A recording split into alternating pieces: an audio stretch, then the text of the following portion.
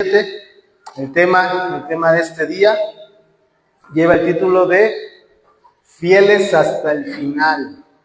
Fieles hasta el final, basado en lo que está escrito en el libro de Daniel, capítulo número 7. Igual vamos a ir viendo por bloques todos los versículos del capítulo 7. Es un capítulo muy interesante. Este capítulo 7 es como la parte central de lo que es el libro de Daniel. Es como un parteaguas, lo que es este capítulo de la parte de las visiones, la parte de los gobiernos de esa época en Daniel, y la segunda parte como una parte apocalíptica. ¿Sí? Entonces, a partir de este capítulo 7 es un capítulo central, es un capítulo importante. Es como, repito, como el centro, ¿no? Se considera el capítulo más importante de este libro de Daniel. El tema, el sentido que se sigue dando en este capítulo 7 sigue siendo lo que es la fidelidad, el llamado a la fidelidad en la vida de la iglesia, en la vida del creyente. Entonces, es un tema que se repite constantemente en cada uno de los capítulos. Es un tema que se va a repetir. ¿Por qué? ¿Por qué se repite tanto? Porque algunos pueden decir, es que ya habló de eso, ya nos enseñó de eso. Porque al final es algo que Dios quiere hacer un énfasis en nuestra vida. Es un llamado que Dios hace a nuestra vida a ser ¿qué? Fieles. No podemos nosotros pensar o llevar un tema como este a la vida del mundo, porque el mundo sin Dios es un mundo infiel, ¿estamos de acuerdo? Entonces, es un tema en el cual nos habla a los creyentes, nos habla a la iglesia, le habla a su pueblo, haciendo el énfasis de la fidelidad, a ser fieles, porque si no hay ese cuidado, si no hay esa entrega, esa rendición a Dios, podemos ser nosotros infieles, podemos caer en infidelidad muy fácilmente, podemos caer en una infidelidad muy fácilmente a apartarnos de Dios. Y cuando hablamos de infidelidad, lo que se nos viene a la cabeza, el tema más pronto, más rápido que se nos viene, ¿cuál es? El matrimonio, ¿sí o no? Hablar de infidelidad, luego se nos viene, matrimonio. Pero la infidelidad no solamente tiene que ver con el matrimonio. La infidelidad tiene que ver con muchos otros temas, y uno de ellos es la infidelidad hacia Dios. Podemos llegar a ser infieles hacia Dios. Por eso es una enseñanza que Dios insiste, que Dios habla y hace ese énfasis a la vida del pueblo, a la vida de la iglesia. Hay un llamado a ser fieles, porque fácilmente el ser humano se puede deslizar hacia la infidelidad. ¿Podemos llegar a ser infieles ante Dios? ¿Ustedes qué piensan? ¿Sí? ¿Podemos llegar a ser infieles? ¿Podemos llegar a caer? ¿Podemos llegar a fallar? ¿Podemos llegar a apartarnos? ¿Verdad que sí? ¿Podemos llegar a alejarnos? ¿Podemos llegar a cambiar? Es más, podemos llegar a decir que seguimos siendo seguidores de Cristo, pero con nuestros propios parámetros, argumentos, nuestras propias ideas, nuestras propias formas de pensamiento. ¿Sí o no? ¿Habrá iglesias que sean infieles? Yo creo que sí, ¿no? Que se empiecen a apartar, que se empiecen a alejar. Bueno, grupos de personas que se llaman iglesia y que se están apartando, que se están alejando, que su forma de comportamiento sea un comportamiento que no esté agradando a Dios. Y si no agrada a Dios, quiere decir que entonces se están comportando de una forma infiel, ¿no? El hecho de tal vez haber amoldado el evangelio, haber acomodado la escritura, haber no sé, enseñado, ¿no? algunas cuestiones que la Biblia dice, pero que el mundo ya también ha cambiado, y el modificar o el intercambiar o el agregar, nos estamos comportando como infieles. Entonces, por eso el énfasis que hace la Escritura a la fidelidad, y en especial al capítulo 6, con los 6 capítulos que ya estudiamos, pudimos afirmar la parte de nuestra fidelidad hacia Dios, ¿sí o no? Porque fue claro, ¿no? Los 6 capítulos que hablan acerca de la fidelidad, ¿no? La visión de Nabucodonosor, bueno, desde que fueron llevados como esclavos a ese lugar de Babilonia, y ellos no comieron de lo del rey, habla de una fidelidad, no se contaminaron, dice la Escritura. Luego la interpretación al sueño de Nabucodonosor, que le podía costar la vida a Daniel, y aún así Daniel interpretó el sueño. Los 3 amigos de Daniel que fueron llevados al horno de fuego, ¿no? Y aún así ellos no se postraron delante de la figura, ¿no? Y luego Daniel también, que aún en las amenazas que pudo haber en su vida en ese momento, él seguía orando a Dios y lo llevó hasta el foso de los leones, y él se mantuvo fiel, ¿sí o no? Entonces, cada uno de los capítulos afirma esa parte de la fidelidad. Cada uno de esos capítulos que ya estudiamos nos llevan a afirmarnos, a cimentarnos en ser como fieles. Y fieles es en todos los aspectos de nuestra vida. Primeramente con Dios, pero también en todo lo que es nuestra vida como creyentes. Llamados a ser fieles. Porque hay un riesgo ahí muy latente, muy fácil, en que los seres humanos se pueden deslizar. Y el mayor ejemplo que tenemos en la misma Escritura, desde un principio Dios mandó a Adán y Eva que no comieran de ese árbol. ¿Y qué hicieron? Desobedecieron, y trajo consecuencias. Entonces, eso, hermano, nos lleva a alejarnos de Dios, el que nosotros no seamos fieles, obedientes, que verdaderamente estemos en esa comunión, en esa entrega total a Dios, nos puede llevar a deslizarnos y apartarnos y caminar en esa infidelidad. Dice la Escritura en el Salmo 73, versículo 27. Salmo 73, 27. Fíjense cómo lo menciona. Salmo 73, 27. Porque he aquí, los que se alejan de ti perecerán. Está hablando de Dios. Los que se alejan de Dios perecerán. Tú destruirás a todo aquel que de ti se aparta.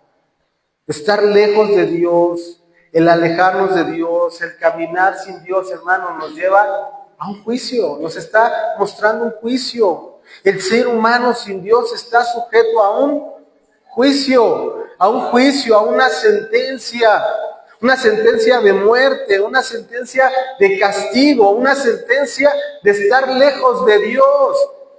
Entonces, los que estamos en Cristo, los que estamos siendo enseñados en la Escritura, los que creemos verdaderamente en el Dios vivo y en el Dios verdadero, nos lleva ¿a qué? A ser fieles a Dios. ¿Ok? ¿Hasta aquí bien? ¿Sí? Ok. Ahora, ¿qué nos lleva este capítulo número 7?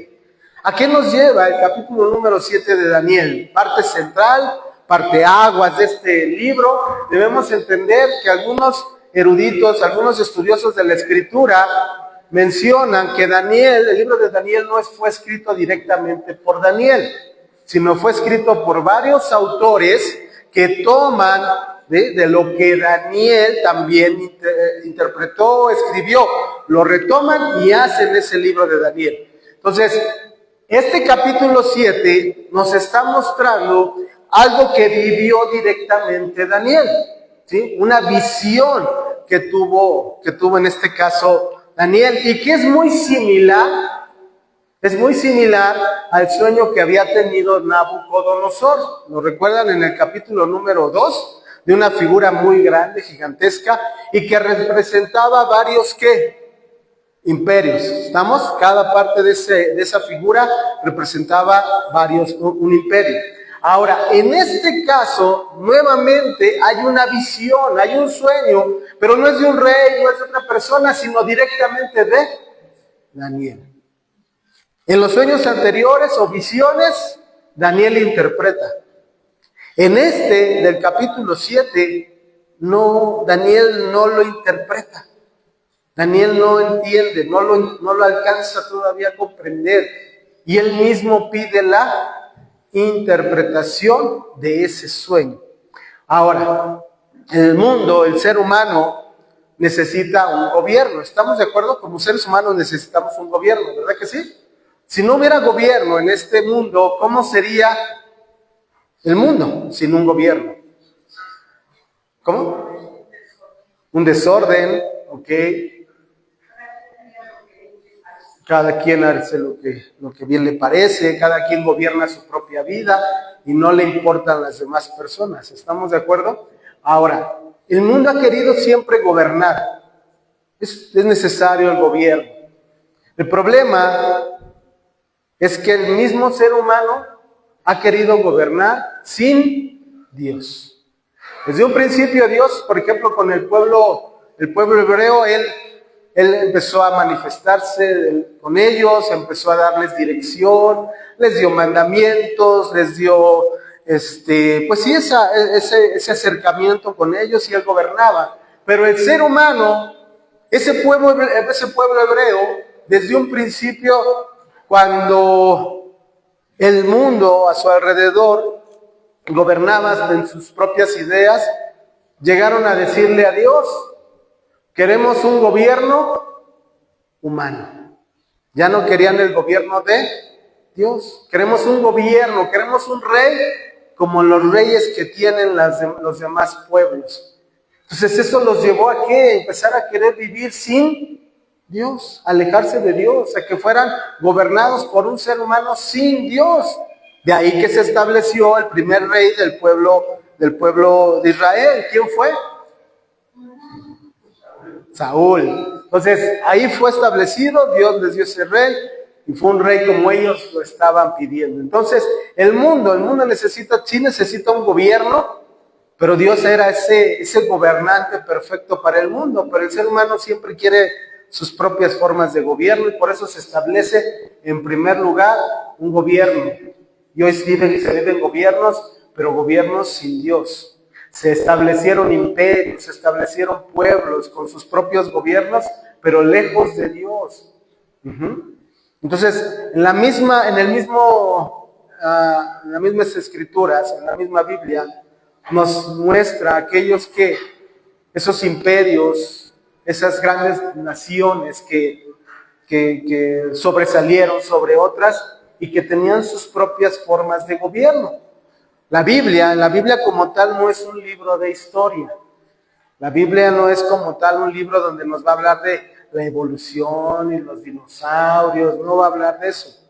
La Biblia, al final de cuentas, es el libro que nos enseña acerca de la salvación para el ser humano, y que esa salvación solamente viene por medio de Jesucristo. Entonces, cuando alguien, ¿por qué no habla la Biblia acerca de los dinosaurios? Porque la Biblia no es un libro de historia, no te va a contar la historia ni la evolución, no lo vas a encontrar.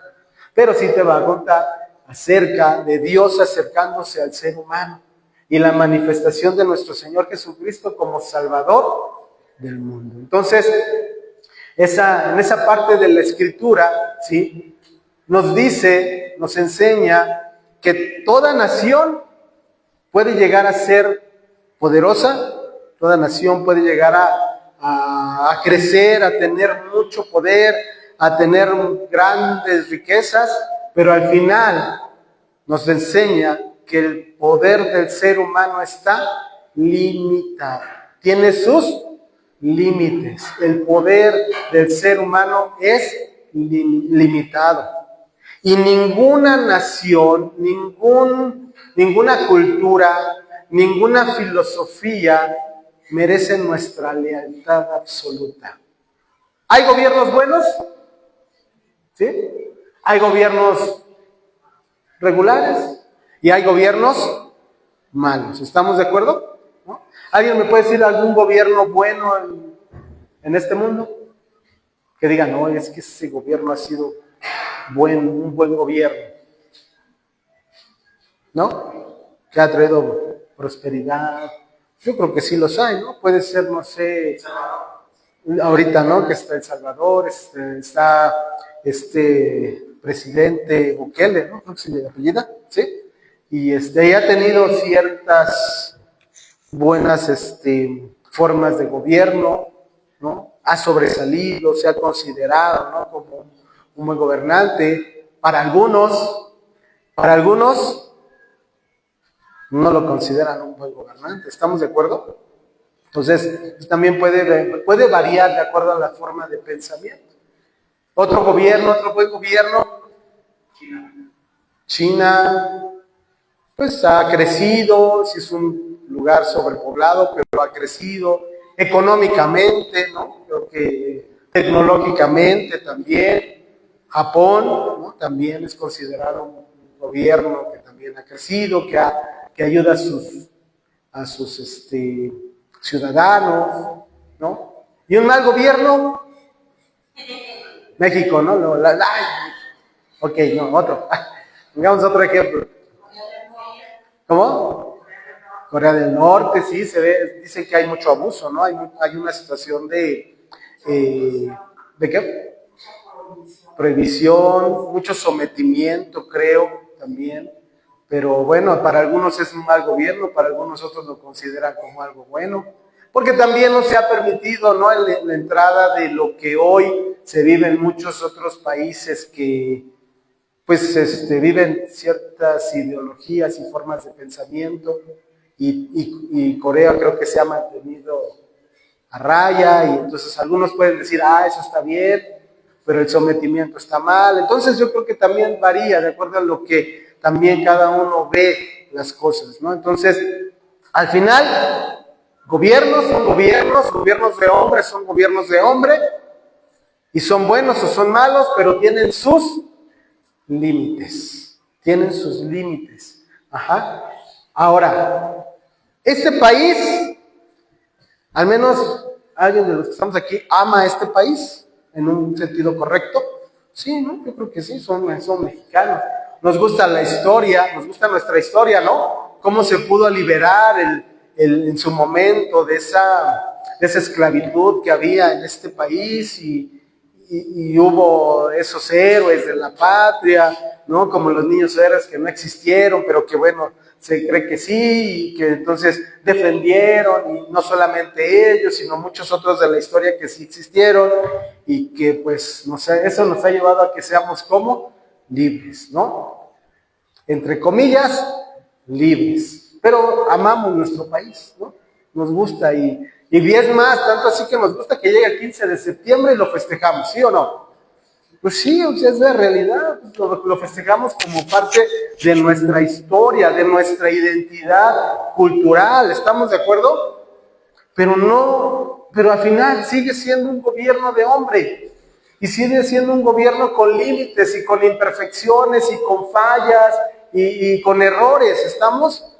Se consideró que era el que iba a llegar, iba a ser un buen gobernante, iba a traer al pueblo esa pues identidad, iba a cambiar las cosas en cuanto a pobreza, en cuanto a delincuencia, y bueno, al final pues creo que las cosas siguen igual o peor, pero bueno, nos identificamos con un país, con una cultura, porque nacimos aquí, porque vivimos aquí, pero al final entendemos que sigue siendo gobierno de hombre y que está limitado y que comete errores y que tiene fallas y que se va a equivocar, ¿estamos de acuerdo? Como también lo vivieron los anteriores gobernantes.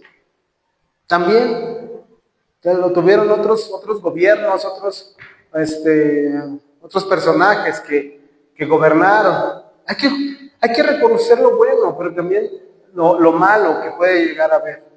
Al final, nosotros sabemos que nuestra lealtad no está a un gobierno. Nuestra lealtad, sí obedecemos las leyes, ¿no? Sí cumplimos la parte de las leyes, sí cumplimos lo que está establecido, pero nuestra lealtad no es a un gobierno, no es a una persona, no es a un partido, nuestra lealtad es a Dios. El mejor gobierno que pueda haber a nuestra vida es el gobierno de Dios. El gobierno que Dios tiene para nosotros. Las leyes de este país, al menos hasta hoy, nos permiten reunirnos, congregarnos libremente, ¿verdad que sí? Pero no sabemos el día de mañana que haya ese cambio, esa modernidad, y en su momento, así como en algunos países ya están prohibiendo las congregaciones, por ejemplo, musulmanas, este tipo de congregaciones, de grupos religiosos, el día de mañana aquí nos van a decir, pues también cristianos ya no se pueden reunir, ¿no? Entonces, ¿y qué vamos a hacer? ¿No? De acuerdo a lo que dice la Escritura, eso es lo que vamos a hacer, porque dice la palabra, mientras nosotros obedezcamos y agradamos a Dios, vamos a seguir haciendo lo que la Escritura nos dice. Pero el momento que nos prohíban hacer, a lo mejor reunirnos, estudiar la Escritura, etcétera, hermanos, si va en contra de lo que dice la palabra, decía el pastor, nos vamos a volver delincuentes, porque al final nuestra vida es ¿qué? Obediencia a Dios, rendición a Dios, entrega a Dios. Somos seguidores de Cristo. Yo no dudo que haya personas que busquen como gobernantes, como seres humanos, el bien común, que busquen ayudar, que busquen, pues sí, a lo mejor ayudar al pueblo, pero al final, tristemente, cada quien busca lo suyo. Cada quien como gobierno va a buscar lo suyo, en lo que su entendimiento les muestra que es bueno para ellos. Y eso nos lleva al principio de lo que iniciamos ahorita hablando, la infidelidad del ser humano. El ser humano por naturaleza es infiel y siempre va a buscar lo suyo, el beneficio personal. ¿Qué vamos a hacer nosotros ante estos gobiernos de hombres? El gobierno perfecto viene solamente de Dios. No hay un gobierno perfecto que diga que verdaderamente se preocupe por los seres humanos. No lo hay ni lo va a haber. El único gobierno perfecto para los hombres viene de parte de Dios. Nuestra fidelidad está con Dios, no con los seres humanos, no con los gobiernos de hombres, sino con Dios. Y esa fidelidad nos va a llevar a que nuestra vida sea una vida de fidelidad hacia los demás, ¿sí? A que respetemos las autoridades, a que respetemos las leyes, a que respetemos nuestro matrimonio, que respetemos en nuestro trabajo, eso es lo que nos va a llevar nuestra fidelidad primeramente a Dios. Dios es el único que puede gobernar fielmente al ser humano. Entonces, este capítulo 7 no es un capítulo que nos va a mostrar por quién votar, ¿no? Con quién nos vamos a acomodar para votar por ese gobernante, ¿no? No nos está enseñando eso, sino es una invitación a vivir fieles bajo cualquier sistema político, social, etcétera, una invitación a ser fieles, confiando que el único reino que permanece es el reino de Dios, que nuestra fidelidad es al reino de Dios, nuestra fidelidad es a Dios. Entonces, este capítulo 7 nos lleva en ese sentido. Es una lectura del capítulo 7, una literatura apocalíptica. Hay a quien le gusta, le fascina ese tipo de lecturas apocalípticas, ¿no? Se quieren meter a lo que es el apocalipsis, las revelaciones del futuro, etcétera. Y Daniel es uno de esos, como Jeremías, como Lucas, encontramos también, o simplemente Apocalipsis, ¿no? Las revelaciones. Encontramos mucho de esa literatura apocalíptica. Pero la literatura apocalíptica tiene sus puntos especiales, sus características especiales, que si no las tomamos en cuenta, nos llevan a interpretaciones totalmente equivocadas y alejadas de lo que el autor en su momento plasmó en esos libros. Por eso debemos de ser muy cuidadosos cuando estudiamos la lectura apocalíptica, que nos habla de ese tipo de lectura apocalíptica. Ahora, esa lectura normalmente surgía, ese tipo de cuestiones apocalípticas, surgía en tiempos donde el pueblo de Dios estaba sometido a poderes extranjeros. O sea, estaba pasando por alguna situación de esclavitud, de dominio, de otros poderes, de otros gobiernos sobre ellos. Ahí es a donde surge la lectura apocalíptica, ¿sí? Y los mensajes, el mensaje que trae normalmente la lectura apocalíptica son mensajes de esperanza. Que aunque haya gobiernos malvados, gobiernos opresores, aún así nos lleva a entender que Dios tiene el control, que Dios tiene el mando de todas las cosas, que el mundo está en sus manos. Por eso surge la lectura apocalíptica o la enseñanza o literatura apocalíptica. Entonces, al final, lo que nos va a llevar es entender que debemos de confiar en Dios. A pesar de lo que esté pasando, a pesar de lo que esté sucediendo, nosotros tenemos que confiar en Dios y mantenernos fieles a Dios. La lectura apocalíptica está llena de símbolos, de números, de imágenes, ¿sí? En este capítulo número 7 nos habla de cuatro bestias, ¿no? Si lo ven ahí en sus títulos del capítulo 7, nos habla de 4 bestias. Y esas bestias, en este caso, nosotros que ya tenemos la tecnología de las computadoras, lo buscamos y ponemos 4 bestias de Daniel y te ponen ahí los dibujos, ¿no? O las imágenes a qué se está refiriendo. Pero en esa época no había la tecnología que tenemos ahora. Entonces, para ellos, en ese tiempo sin tecnología visual, en esa cultura que estaban, el texto describe como tipo pinturas, ¿no? En este caso, vívidas ¿de qué? Para generar emociones, para generar o transmitir algún mensaje. Pero esa pintura tenemos que verla de forma total. No podemos ver solamente una parte. Es como si tuvieras el cuadro en un museo, ¿no? Y ves el cuadro y dices, wow, qué hermoso cuadro. Pero para que lo puedas comprender y puedas captar lo que el pintor plasmó, tienes que verlo completo. No solamente una parte, sino completo. Y eso es lo que nos va a llevar en este capítulo 7, estas imágenes que nos está mostrando la Escritura. Vamos entonces al capítulo número 7 del libro de Daniel, y como punto número 1, vamos a poner ahí en nuestras, si están tomando nota, punto 1, la naturaleza bestial, así pónganle, bestial, de los imperios humanos y su caducidad. La naturaleza bestial de los imperios humanos y su caducidad.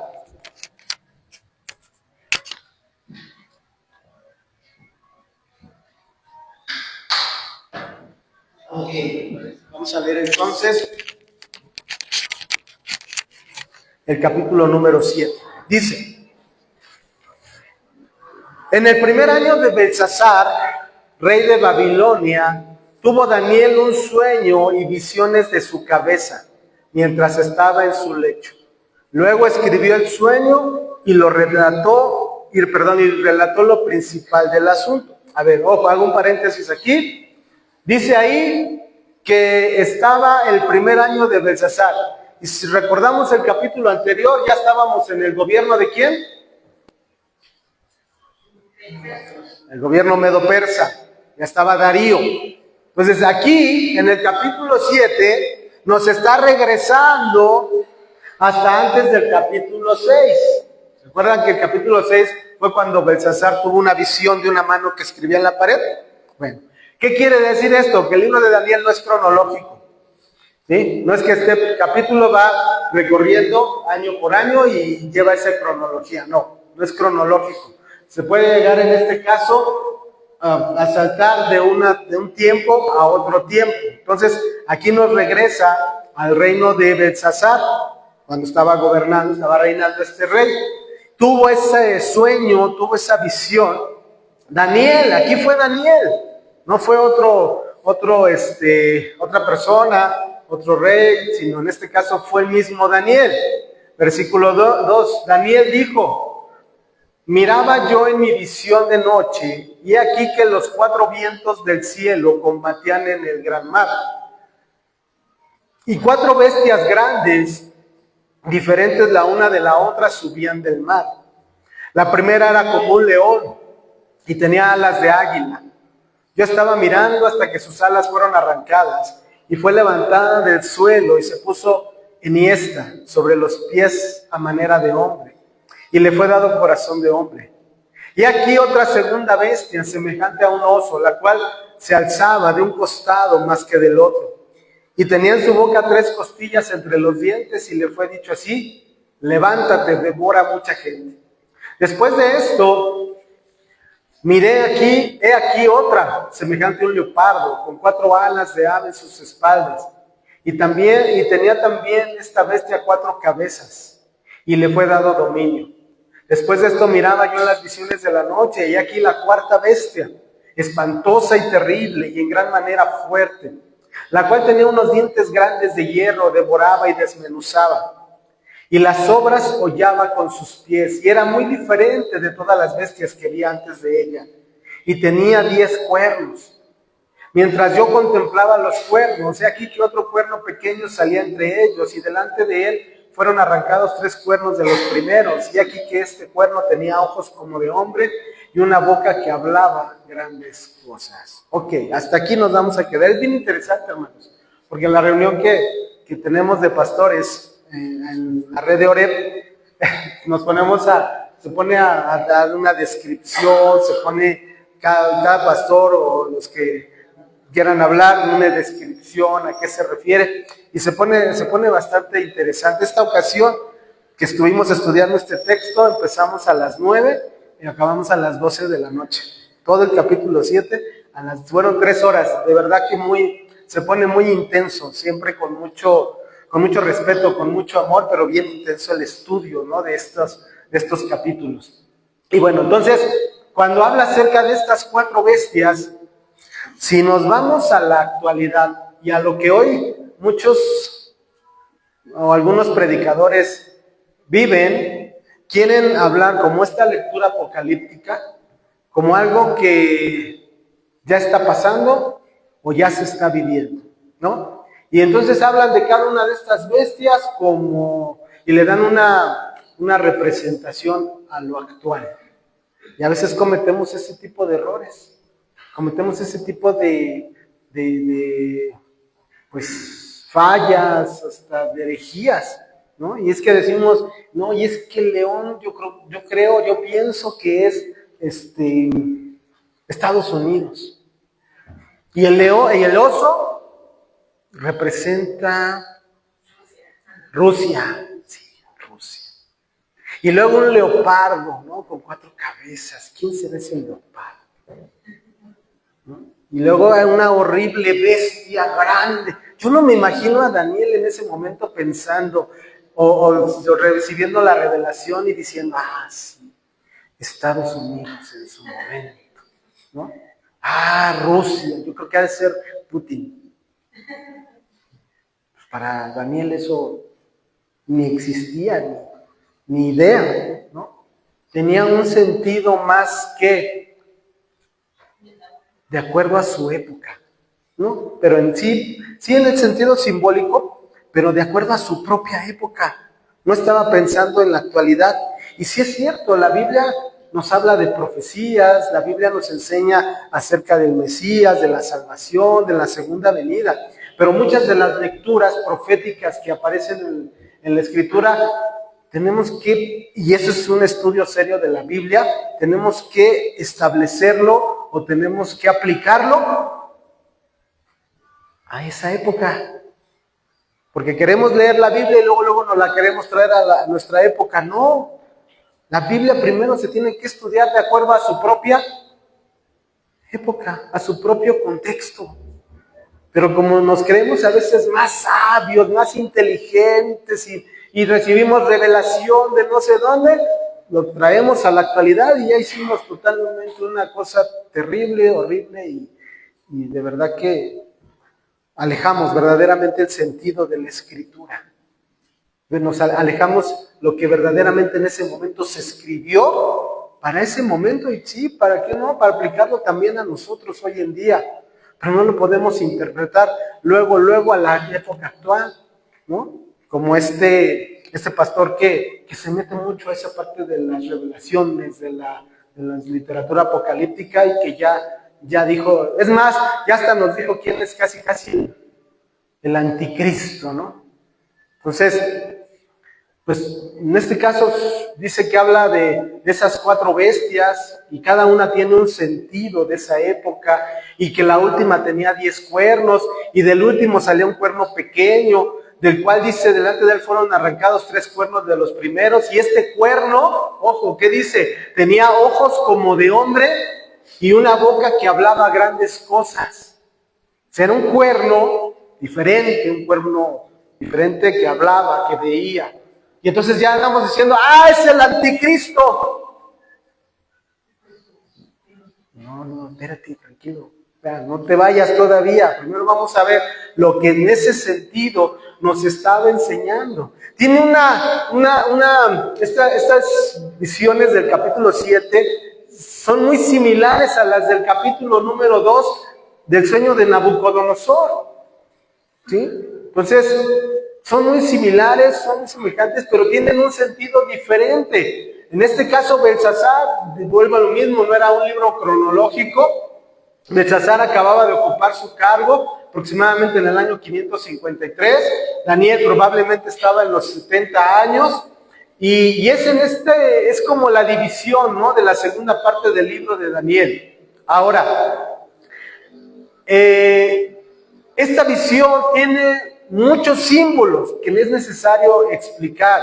Tiene un significado, representa algo. Y en primer lugar dice que dice en el versículo 2, miraba yo en mi visión y aquí que los 4 vientos del cielo combatían en el gran mar. En el gran mar, el mar representa en este lugar, en este sentido, o simboliza en esta parte lo que es el caos. El mar, para esa época, para ese lugar, para ese tiempo, el mar simbolizaba caos. ¿Estamos? Entonces, dice que había en ese mar, había 4 vientos, en el versículo 2, y que esos 4 vientos combatían en el gran mar, y de ese gran mar salían 4 bestias. Volvemos al punto. Representa caos, representa maldad, simboliza maldad, el mar. Ay, se estrelló el pajarito. Bueno. Entonces, dice que había 4 bestias. Esas 4 bestias, ahí mismo en el capítulo, más adelante, nos da una parte de esa revelación. Cada una de esas bestias representa un reino. ¿Sí? Cada una de esas bestias representa un reino. El primero era un león con alas de águila. ¿A qué imperio o reino se estaba refiriendo? Se estaba refiriendo nuevamente a Babilonia, ¿sí? El león formaba parte de la iconografía de Babilonia. O sea, si se dan cuenta, muchas de las figuras de Babilonia estaban representadas por leones. Entonces, en este caso hay un león, pero que tiene alas de águila. Dice que esas alas se le cortaban al león. ¿Qué quiere decir? ¿De qué está hablando? Que Dios le quitó el poder, ¿a quién? A Babilonia. Porque llegaron, ¿quiénes? Los medo-persas a conquistar Babilonia. Pero dice también que ese león se incorporó en 2 patas, ¿sí o no? ¿Sí? Bueno, entonces eso nos está llevando a que tomó como cierta forma de ser humano, de hombre, y se le dio un corazón humano. Entonces, si nos vamos al sentido de lo que algunos interpretan ese corazón, habla acerca de que tal vez Nabucodonosor sí se arrepintió y sí reconoció a Dios, ¿sí? Como el Dios todopoderoso. Entonces, por eso habla acerca de un corazón humano. ¿sí? Entonces, ese es el sentido de ese león con alas de águila, y se refiere a Babilonia. Ahora, luego dice que también había un oso que devoraba la carne, y que ese oso estaba levantado de un lado principalmente que de otro, o sea, como que estaba más levantado de un lado que del otro. Y entonces ese oso se está refiriendo al reino medio persa, ¿sí? Se estaba refiriendo a ese reino, ese imperio medio persa. Ahora, ¿por qué estaba más levantado de uno del otro? Porque si estaba compuesto por dos reinos, uno de ellos era más poderoso que el otro reino, ¿sí? Ahora, dice que traía en su boca, traía 3 costillas, y algunos lo interpretan como la conquista en esa época de Lidia, Egipto y Babilonia. Algunos otros solamente se refiere a la parte feroz de ese imperio, que era un imperio militar y era muy feroz, era muy destructivo. Entonces, es lo que en ese momento se da la interpretación, en esa época, en ese tiempo. No, luego no lo queremos traer, es que es Rusia. No es Rusia. Está hablando de ese imperio, está hablando de ese reino, de esa época. Ahora, al final, luego dice que hay otra bestia, que es un leopardo con 4 cabezas. Ese imperio o reino se refiere al imperio de Grecia. Que era, ¿por qué un leopardo? Porque es la similitud, porque un leopardo es rápido, es ágil, y se consideraba que ese reino, ¿sí? El ejército de ese gran líder, Alejandro Magno, era así, era un líder que su ejército era rápido, era ágil para la parte de la conquista. Entonces, ese leopardo se está refiriendo a la parte del imperio de Grecia, ¿ok? Las 4 cabezas que está hablando en esa visión pueden aludir a 4 generales que gobernaron después de Alejandro, que era Ptolomeo, Seleuco, Lisimaco y Casandro, ¿sí? 4 generales que después de Alejandro Magno gobernaron. Alejandro Magno los dejó para gobernar en ese tiempo en Grecia. Perdón, déjenme.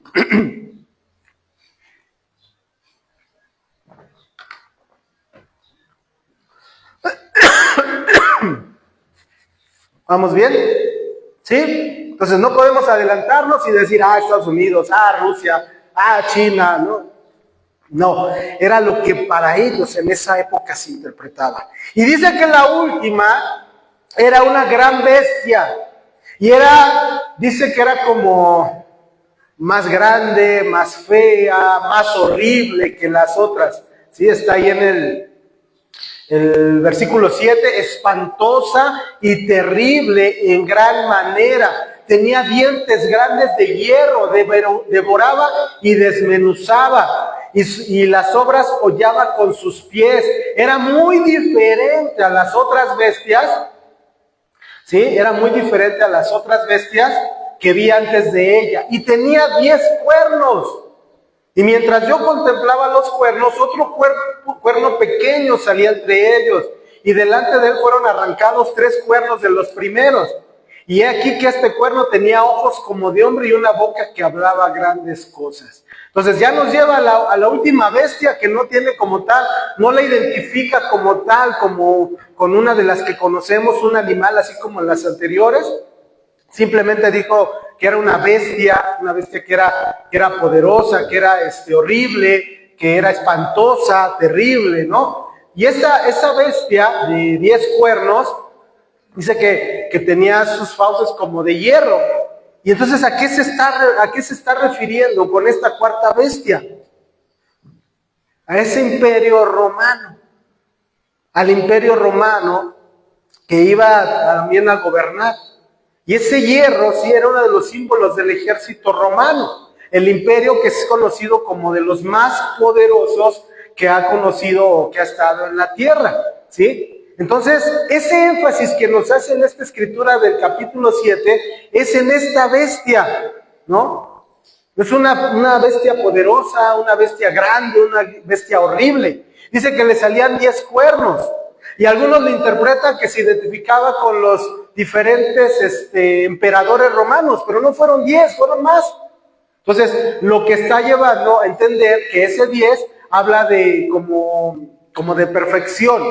Entonces, no habla de 10 exactamente, sino del poder que tenía como imperio y sus gobernadores o sus emperadores con ese gran poder, ¿no? Esa gran inteligencia, esa gran sabiduría. Ahora,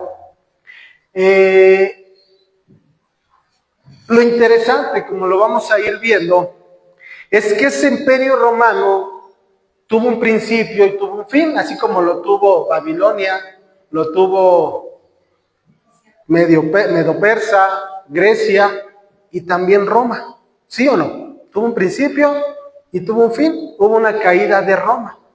Pero Roma ha marcado, o ese imperio romano ha marcado al mundo, ha dejado una huella en el mundo.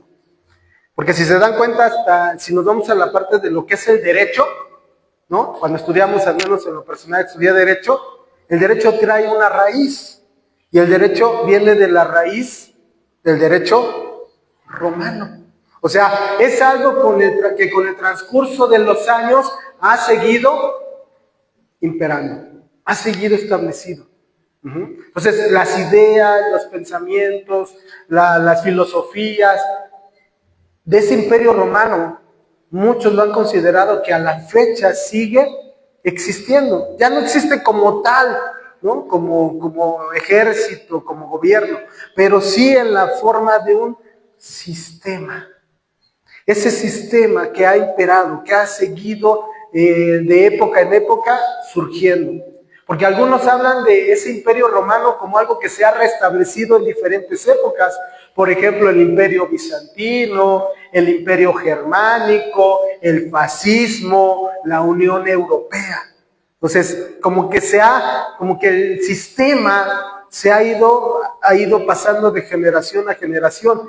Ya no como ejército, ya no como gobierno, pero sí en un sistema que hasta la fecha permanece.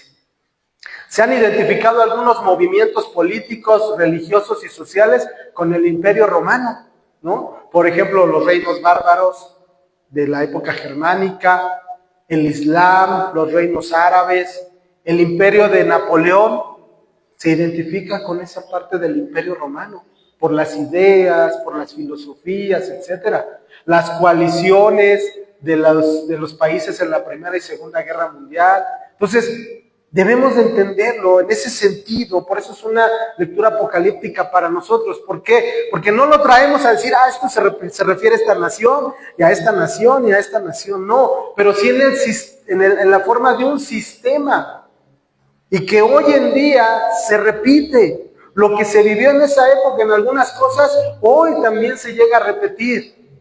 Ahorita lo vamos a entender más claramente. Y ese último cuerno, que era más poderoso, dice que se oponía a Dios, es un cuerno que representa autoridad. Pero ese cuerno que tenía ojos y que tenía boca, es un cuerno que se opone a Dios. ¿Sí? Es en ese sentido que por eso lo menciona muy claramente ahí el capítulo 7, porque es el cuerno que es más poderoso que los demás, pero que se opone totalmente a Dios. Hablaba grandes cosas, algunos lo identifican con Antíoco IV, un rey griego que introdujo la idolatría pagana al templo de Jerusalén, y otros con Augusto César, que fundó el Imperio Romano. Pues algunos dicen, ese gran cuerno con boca, con ojos, era Antíoco, y otros dicen, no, era Augusto César. Pero al final, las lecturas futuristas apocalípticas lo identifican ¿con quién? Con el anticristo. Dice, es que es el anticristo, porque se opone a Dios. Y entonces empezamos a buscar en la historia quién es ese anticristo, ¿no? Algunos dicen que es... ¿Quién? Trump, ¿no? Es que Trump. Algunos otros dicen que es un nuevo líder que está, creo que su yerno es el que está,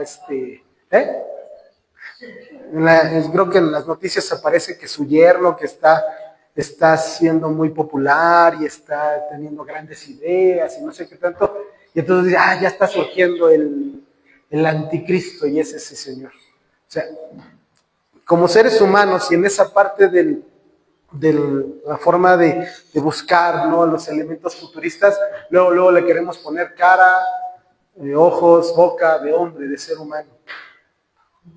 Pero el anticristo, hermanos, ya existe. El anticristo ya está en este mundo, en esta época.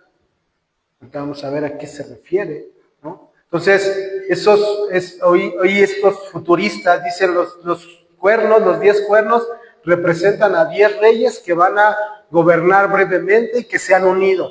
No sé si escucharon, apenas hubo una reunión creo que fue en Medio Oriente, no recuerdo bien, pero que se reunieron grandes líderes de potencias y firmaron un acuerdo, y eran 10 exactamente. El último en firmar era el de Israel y ya firmó. Entonces se está cumpliendo la escritura, son los 10 cuernos. Eso es lo que como seres humanos luego lo queremos interpretar, ¿no? Entonces, esos apenas van a gobernar, no han gobernado. Y lo dice Apocalipsis, porque Apocalipsis se relaciona. Apocalipsis 17:12 dice, y los 10 cuernos que has visto son 10 reyes que aún no han recibido reino, pero por una hora recibirán autoridad como reyes juntamente con la bestia. Ya firmaron, yo lo vi en las noticias. Hermanos, no perdamos el piso, ¿sí? No está hablando en ese sentido. Son los que ven esa lectura apocalíptica y futurista, ¿no? No han subido al poder y sale un pequeño cuerno y ese es el futuro gobernante humano, el anticristo, según de Tesalonicenses capítulo 2, versículos 3 y 4, porque lo interpretamos según la Biblia y nos portamos eruditos bíblicamente, decimos, ahí lo dice. Segunda Tesalonicenses, carta Tesalonicenses capítulo 2, versículos 3 y 4. Dice, ¿cuándo fue escrito Tesalonicenses? O sea, después de nuestro Señor Jesucristo, haber pasado, no sé, 50, 60 años cuando se escribió. Pero se está refiriendo a esta época, porque eso es lo que nos están diciendo ahorita, ¿no? Ya está el anticristo. Dice, nadie os engañe en ninguna manera, porque no vendrá sin que antes venga la apostasía y se manifieste el hombre de pecado, el hijo de perdición. Ahí está el anticristo, ahí está. ¿Sí lo vieron? ¿Sí? Ok, no lo vean. El cual se opone y se levanta contra todo lo que se llama Dios o es objeto de culto, tanto que se sienta en el templo de Dios como Dios, haciéndose pasar por Dios. Por eso yo les decía, el anticristo ya está, desde hace años. ¿Sí o no? ¿Sí está o no está el anticristo ya? No como individuo, sino como sistema, como forma de pensamiento. ¿Por qué todo aquello que se opone a Dios, que es un anticristo? Se está oponiendo a Dios. Hoy lo que se vive, hermanos, lo que estamos, y yo no dudo que se vivió en esa época también. Pero lo que se vive, hermanos, es algo que se está oponiendo a Dios, es una burla a Dios. Esas filosofías, esas formas de pensamiento, esos movimientos de hoy en día, ¿se burlan de Dios, sí o no? Tú velo en las manifestaciones y siempre sale un tipo disfrazado según de Jesús y burlándose, ¿o no? ¿Qué es, hermano? Sistemas, pensamientos. Es el anticristo. El anticristo no lo tienes que buscar en una persona. El anticristo lo puedes ver en las formas de manifestación, de pensar, de actuar. Ahí está el anticristo, porque se opone totalmente a Dios. Entonces Daniel, en este caso, estaba viendo esos imperios, esos reinos de esa época. Le estaba siendo revelado algo de esa época. Pero que no dudamos también que son visiones o sueños que tenía Daniel, pero que también hoy en día nos hablan a nuestra vida como creyentes. Y eso nos lleva al punto número 2, el juicio celestial y la autoridad del anciano de días. El juicio celestial y la autoridad del anciano de días. Versículos 9 en adelante.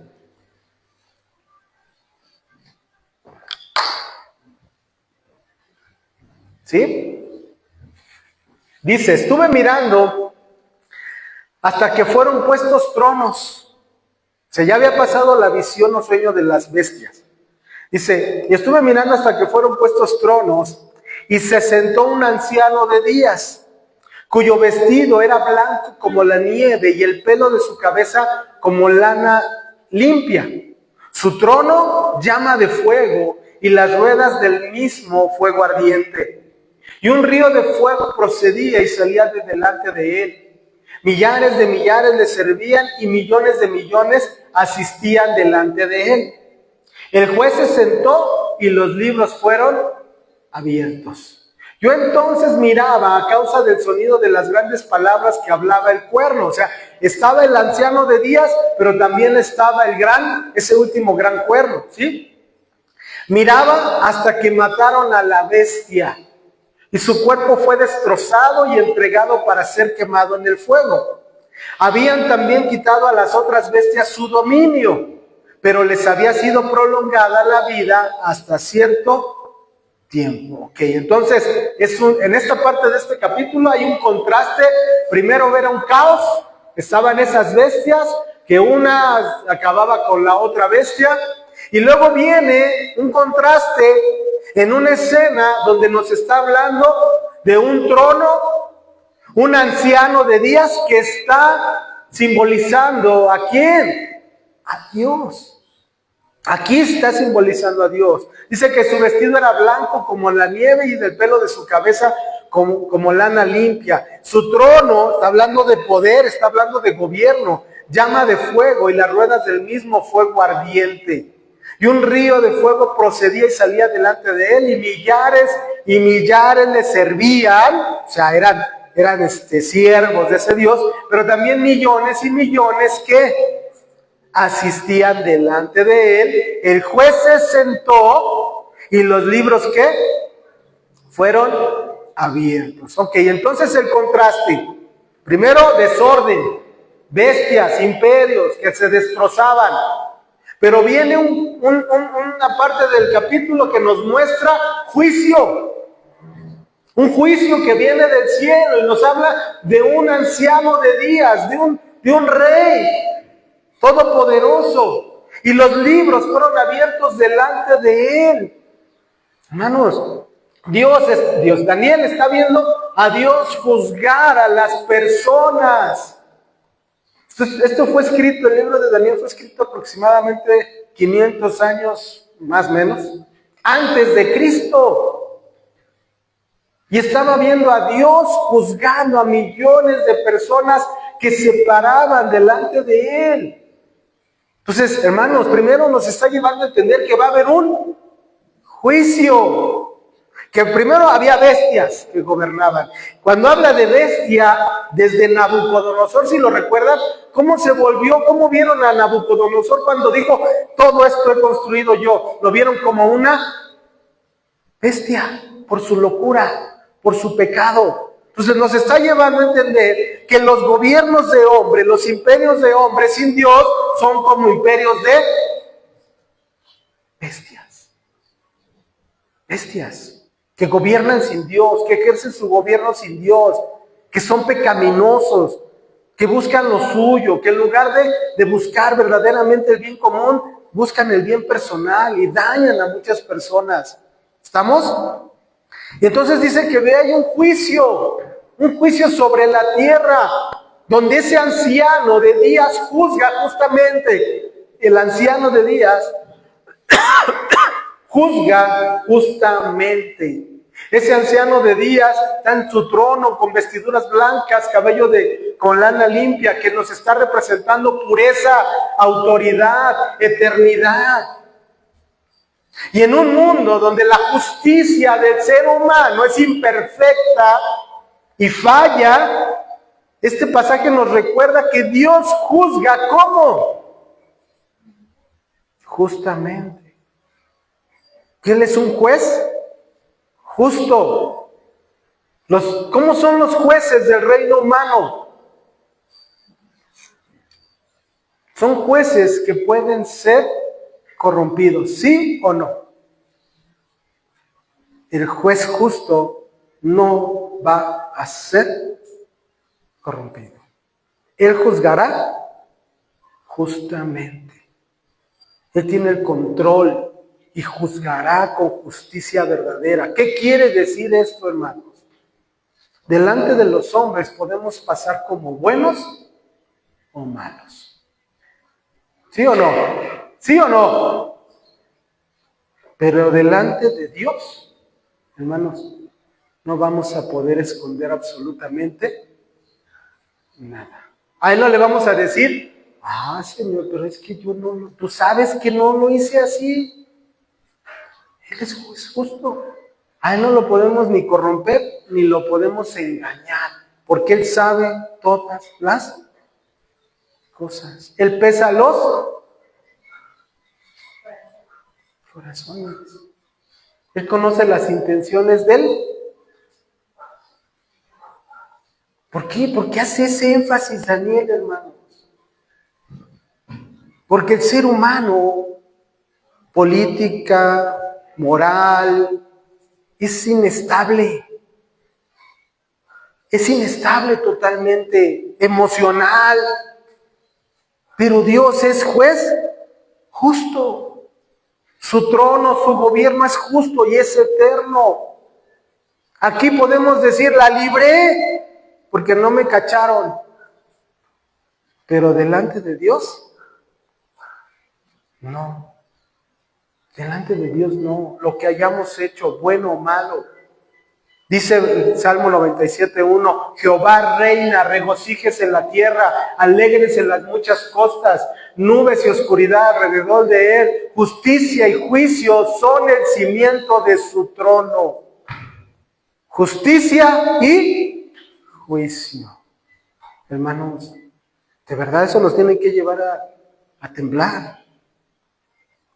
Porque un día vamos a estar delante del anciano de días y vamos a ser juzgados. Pero yo ya soy cristiano. ¿Y eso qué? ¿Nos libera del juicio de Dios? Eclesiastés dice 12:14, porque Dios traerá toda obra a juicio juntamente con toda cosa encubierta, sea buena o sea mala.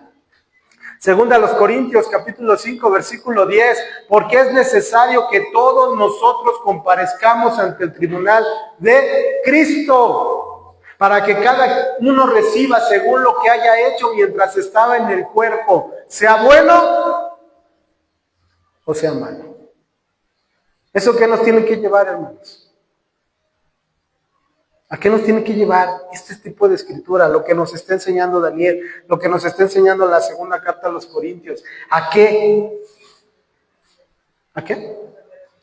A arrepentirnos, a pedir perdón, a corregir si nos equivocamos, si fallamos, porque vamos a estar delante del juez justo, ante el tribunal de Cristo. Y aunque sea cristiano, aunque seas cristiano, vas a entregar cuentas de tus actos y tus hechos. Arrepiéntete. Porque dice la Escritura que si tú te arrepientes ya, esos pecados son ¿qué? Perdonados y arrojados lejos. Y no te los va, y Dios no es como el juez hombre, te va a decir, pero acuérdate que hiciste esto. No, si te arrepentiste, ya, quedó atrás. Y pediste perdón. Entonces, hermanos, de verdad, esto nos tiene que llevar a ¿qué? A estar a cuentas con Dios, a arrepentirnos, a corregir, a pedir perdón, porque hemos hecho cosas malas. Nos lleva al siguiente punto, los imperios humanos son temporales. Ese cuerno arrogante simboliza el poder político que se exalta contra Dios. Esos cuernos, ¿sí? Son arrogantes. Y ese cuerno último es arrogante y pierde su poder porque es juzgado y pierde su dominio. Sí existen sistemas, sí existen gobiernos o poderes que parecen invencibles, sí o no. Pero hermanos, ningún poder es eterno, ningún poder humano es eterno. El único poder eterno es el de Dios. Todos, absolutamente todos, gobiernos de este mundo, al final serán doblegados delante del anciano de días. Proverbios 21:1. Como los repartimientos de las aguas, así está el corazón del rey en la mano de Jehová. A todo lo que quiere lo inclina. Al final será el rey más poderoso de este mundo, pero delante de Dios sigue siendo hombre y va a ser doblegado. Hermanos, en medio de tanta injusticia que podemos ver, que se vive, vemos a un Trump, vemos a un gobierno de Estados Unidos, un gobierno ruso, un gobierno, y todos, hermanos, al final decimos, ¿qué está pasando? ¿Qué viene? ¿Qué se viene? Una guerra, cada quien quiere imponer su propio gobierno. Hermano, no se nos debe olvidar lo más importante. Dios sigue teniendo el control de todas las cosas y nuestras vidas están en sus manos. Vendrá un día en que va a gobernar a todos los seres humanos. Búscalo en Apocalipsis 20. Dice que los libros serán abiertos y cada uno va a ser juzgado por sus obras. Y dice que la muerte y el Hades serán lanzados al fuego, y el que no se halló escrito en el libro de la vida fue lanzado también al lago de fuego. ¿Quiénes son los que están inscritos en el libro de la vida? ¿Los que se portaron bien? ¿Los que hicieron buenas obras? Los que, pues yo vengo de la familia de Benjamín y de no sé quién, y de no sé cuánto. ¿Cómo sabes que tu nombre está inscrito en el libro de la vida?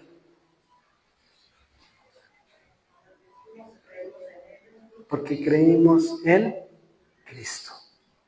Porque el único que puede anotar nuestro nombre en el libro de la vida es Cristo. Cuando nos arrepentimos y lo recibimos como Señor y Salvador. ¿Quieres saber si está escrito tu nombre? Tienes que creerle a Cristo, tienes que caminar con Cristo. Tienes que arrepentirte de tu vida anterior sin Cristo y empezar a caminar con Cristo. Ese es el punto, hermano. Al final, todos vamos a ser juzgados. Mi pregunta es, si Dios juzgara su vida el día de hoy, ¿qué evaluaría de acuerdo a su palabra? Si hoy viniera Cristo y hoy mismo fuéramos llevados delante de ese trono a ser juzgados, ¿cómo seríamos juzgados? ¿Cómo seríamos? Y eso es una pregunta para mí también, en primer lugar. ¿Cómo sería yo juzgado? ¿Qué espero yo cuando esté delante de ese gran trono? ¿Qué es lo que me gustaría que Dios viera en ese momento en mí cuando esté delante de Él siendo juzgado?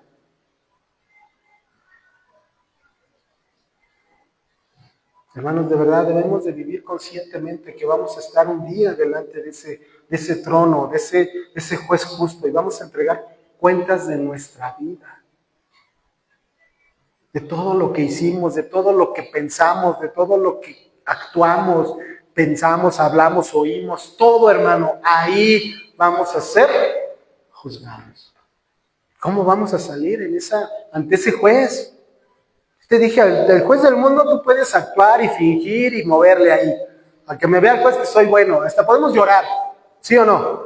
Y el juez se va a sentir así como, sí, este muchacho, pobrecito. Esos son los jueces humanos. Entre el juez, al verdadero juez justo, ahí eso no entra.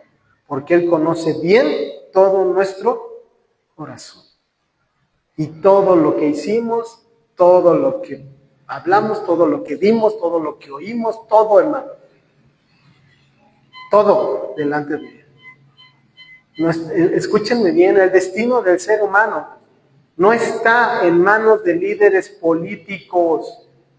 Está en las manos, hermanos, de la soberanía de Dios. está en las manos del juez justo. Y nos lleva al tercer punto y último. El triunfo definitivo del Hijo del Hombre y los santos. El triunfo definitivo del Hijo del Hombre y los santos. Versículo 13. Daniel 7:13. Miraba yo en la visión de la noche, y he aquí con las nubes del cielo venía uno como un hijo de hombre, que vino hasta el anciano de días y le hicieron acercarse delante de él. Y le fue dado dominio, gloria y reino, para que todos los pueblos, naciones y lenguas le sirvieran. Su dominio es dominio eterno y nunca pasará, y su reino uno que no será destruido. De ahí nos vamos al versículo 26, 7:26. Pero se sentará el juez y le quitará su dominio para que sea destruido y arruinado hasta el fin. Está hablando de ese último cuerno. Y que el reino y el dominio y la majestad de los reinos debajo de todo el cielo sea dado al pueblo de los santos del Altísimo, cuyo reino es reino eterno. Y todos los dominios le servirán y obedecerán. Aquí fue el fin de sus palabras en cuanto a mí, Daniel. Mis pensamientos me turbaron y mi rostro se demudó, pero guardé el asunto en mi corazón. Es la parte final, hermano, de lo que fue el sueño de Daniel. Después de haber visto esas bestias, después de haber contemplado, ¿no?, la destrucción que traían esas bestias, vio al Hijo del Hombre que venía y le era dado todo el gobierno y todo el dominio a ese Hijo de Hombre. ¿A quién se está refiriendo ese Hijo de Hombre? A Cristo Jesús. A quien se le daría el dominio eterno y un reino que nunca será destruido. Nunca. Daniel tuvo una perspectiva gozosa de la supremacía del reino de Dios entre los hombres. La segunda venida de nuestro Señor Jesucristo, y cuando los santos, los verdaderamente creyentes y cristianos, triunfarán en la caída completa del reino de Satanás. Y qué padre, ¿verdad? Qué padre que nos hable de ese reino eterno, reino justo de nuestro Señor Jesucristo y los santos que gobernarán con Él. Pero en ese periodo, en lo que llega ese reino eterno, ¿qué pasa en este periodo cuando venga Cristo con los santos? Y el mismo sueño nos lo dice en el versículo 15. Daniel 7:15 dice: se me turbó el espíritu a mí, Daniel, en medio de mi cuerpo, y las visiones de mi cabeza me asombraron. Me acerqué a uno de los que asistían y le pregunté la verdad acerca de todo esto, y me habló y me hizo conocer la interpretación de las cosas. Esas 4 grandes bestias son 4 reyes que se levantarán en la tierra. Ahí está la interpretación que el mismo Daniel estaba recibiendo. Después recibirán el reino los santos del Altísimo y poseerán el reino hasta el siglo, eternamente y para siempre. Entonces tuve deseo de saber la verdad acerca de la 4ª bestia. Esa 4ª bestia que no tenía forma de un animal, sino que era terrible y daba miedo. Dice que era tan diferente a todas las otras, espantosa en gran manera, que tenía dientes de hierro y uñas de bronce, y devoraba y desmenuzaba, y las obras hollaba. Asimismo, acerca de los 10 cuernos que tenía en su cabeza, y del otro que le había salido, delante del cual había caído 3, y este mismo cuerno tenía ojos y boca que hablaba grandes cosas, y parecía más grande que sus compañeros. Y veía yo que este cuerno hacía guerra contra los santos, y los que los vencía. ¿Quiénes eran los santos? Los creyentes. Y dice que ese cuerno hacía guerra y los vencía, hasta que vino el anciano de días y se dio el juicio a los santos del Altísimo. Y llegó el tiempo y los santos recibieron el reino. Dijo así: la 4ª bestia será un 4º reino en la tierra, el cual será diferente de todos los otros reinos, y a toda la tierra devorará, trillará y despedazará, ¿verdad? Y los 10 cuernos significan que de aquel reino se levantarán 10 reyes, y tras ellos se levantará otro, el cual será diferente, y a 3 reyes derribará. Y hablará palabras contra el Altísimo, y a los santos del Altísimo quebrantará. Y pensará en cambiar los tiempos de la ley, y serán entregadas en su mano hasta tiempo y tiempos y medio tiempo. ¿Sabes cuál es la interpretación? la persecución de los creyentes, la persecución de los santos. Y esa última bestia terrible, tan espantosa, es el sistema. Es el sistema corrupto, es el sistema malvado que está gobernando hoy en día también a los seres humanos. ¿Y por qué dice que va a ser una persecución? Porque, hermanos, nosotros ya tenemos una visión, tenemos un entendimiento, tenemos lo que Dios nos ha dado. Pero el imperio del mundo no está persiguiendo a otros seres humanos.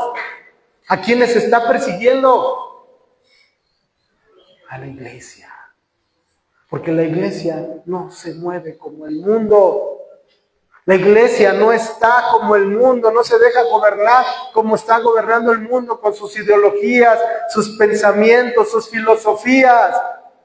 Los creyentes desde un principio fueron perseguidos, ¿sí o no? Así, hermano, hoy en día va a ser igual, va a haber persecución, va a haber tribulación. Entonces, ese reino, esa cuarta bestia, es ese sistema. Es esa misma forma de pensamiento, de filosofía que está arrastrando a los seres humanos, que está destruyendo a los creyentes, que los está persiguiendo. Pero nos lleva al segundo punto de esto. Los reinos de hombre no son eternos. Porque dice que esa última bestia iba a ser también que destrozada y enviada al fuego. ¿Sí o no lo dice? Y así serán todos los reinos del mundo, hermano. Van a caer. Buenos gobiernos o malos gobiernos van a caer. El único gobierno perfecto y eterno es el de Cristo. Es el de Cristo. Dice, serán entregados en su mano hasta tiempo y tiempos y medio tiempo. Aquí cuando se refiere a tiempos y medio tiempo, no está hablando de, son los 3 años y medio que va a venir y la iglesia. No, simplemente nos está hablando en este sentido de que su tiempo está limitado. Si hay persecución contra los creyentes, sí, contra los santos, sí, pero también está limitado por la soberanía de Dios. O sea, no nos preocupemos, mantengámonos fieles. Dios tiene el control final y hará su justicia. Hermanos, el llamado es un llamado a la fidelidad bajo presión, asegurándonos que los poderes antagónicos a Dios tienen un límite. Tienen un límite y el juicio final garantizará el triunfo eterno de la justicia divina y de su pueblo. A Daniel se le estaba mostrando, hermanos, ya la perspectiva de la supremacía del reino de Dios, la segunda venida de nuestro Señor Jesucristo. Porque dice que vino el Hijo del Hombre. ¿Quién se identifica como el Hijo del Hombre en los evangelios? Cristo. Y dice que venía de los cielos, que están representando la parte divina de nuestro Señor Jesucristo. Y el anciano de días otorga el poder a ese Hijo del Hombre, nuestro Señor Jesucristo. El Hijo del Hombre recibe dominio eterno. Las bestias tenían un principio, pero también tuvieron un final. Ese gobierno que está recibiendo el Hijo del Hombre es un reino eterno. Y escúchame, cuando te imaginas esa gran bestia espantosa y horrible, ¿qué esperas que venza esa bestia? Dices, ya el león fue vencido, el oso fue vencido, el leopardo fue vencido. Y esa gran última bestia, ¿quién la va a vencer? ¿Y qué te imaginas que va a llegar a vencer a esa cuarta bestia? Pues otra más grande, ¿no? Otra más poderosa. Pero, hermanos, Dios no vino a vencer con una bestia más grande. No vino a vencerlo con armas. ¿Cómo venció a esa bestia más grande y horrible y espantosa? Con una cruz. Y te imaginas un gran león, porque dices, es el león de la tribu de Judá. Y cuando volteas y lo ves, es un cordero. Un cordero que va a ser sacrificado. Y ese cordero es el que vence a esa gran bestia. El juicio divino derrota al poder opresor. El juicio divino derrota al poder opresor. El tribunal celestial, hermanos, se va a sentar en su trono y va a juzgar y le va a quitar el dominio y el poder a esa bestia, a esa gran bestia que está ahí, a ese cuerno que tiene ojos y que habla. Ese trono, hermanos, ese tribunal va a quitarle su dominio. Al final Dios tiene la última palabra. El reino de Dios triunfará. Tú decides de qué lado quieres estar. De la bestia grande, horrible, espantosa, que estaba destruyendo todo, o del lado del Cordero de Dios, que venció, que destruyó, que al final le será dado todo el poder y toda la gloria. ¿De qué lado quieres estar? A veces el mundo está tan confundido por su pecado, por su maldad, que se inclina por el más poderoso. No, yo con el más poderoso, porque ese es el que va a ganar. Bueno, no.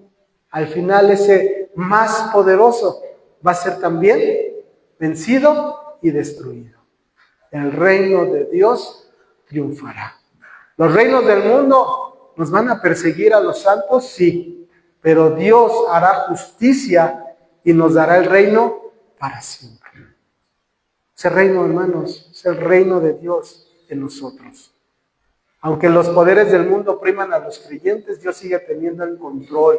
Cristo vino a vencer mediante su muerte en la cruz y un día volverá a establecer su reino que durará para siempre.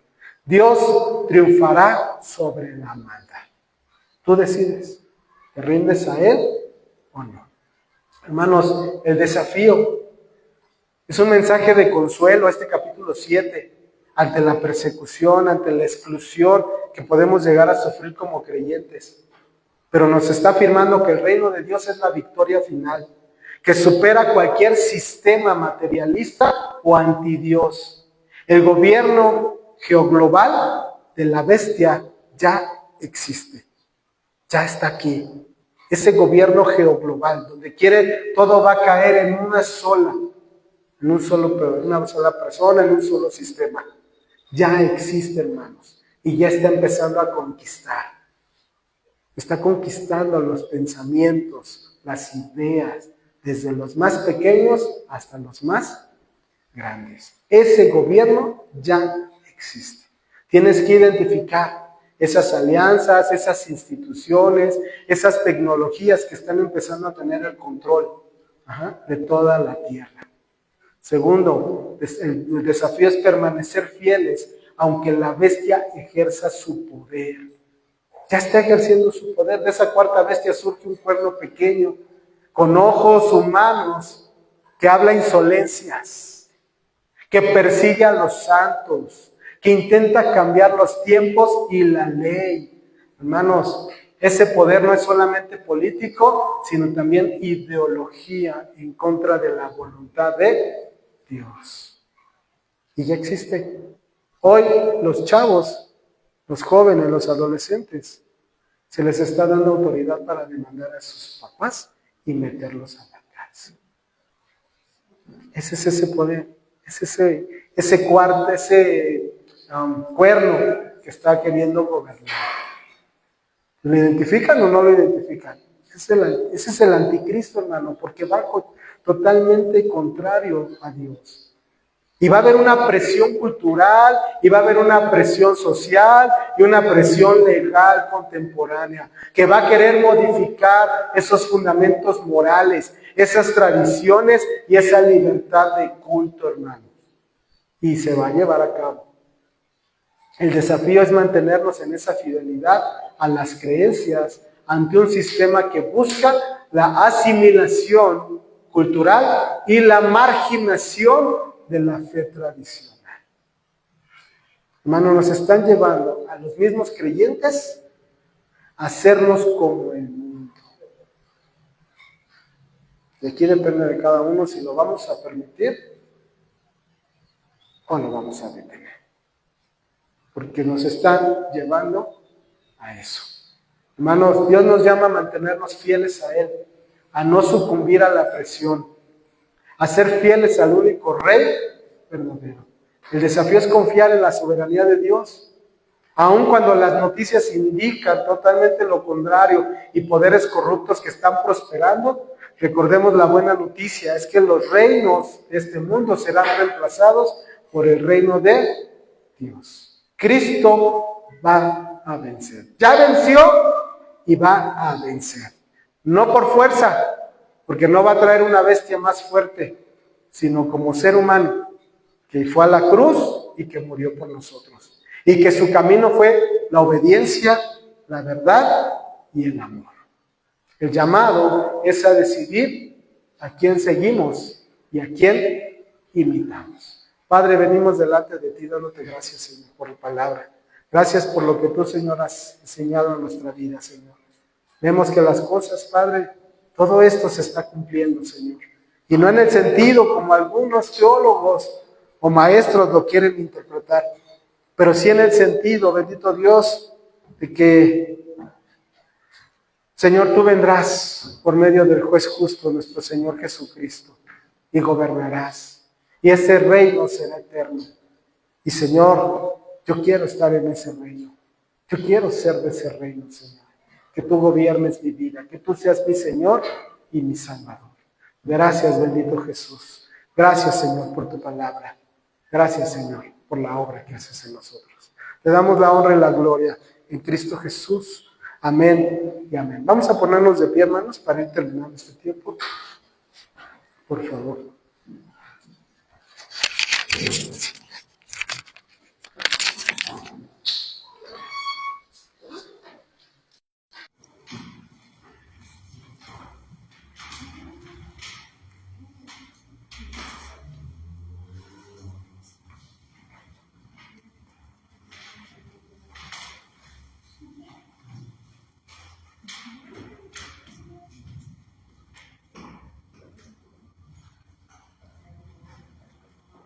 Vamos a recibir, hermanos, por su palabra.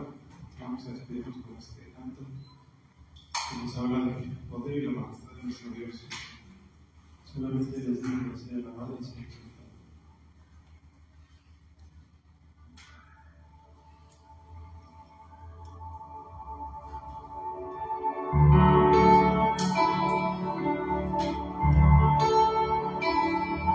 Sabes que no puedes estar conmigo.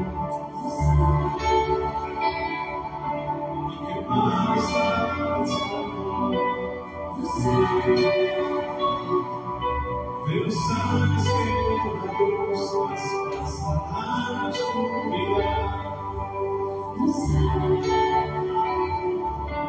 Quieres ver cómo puede ser.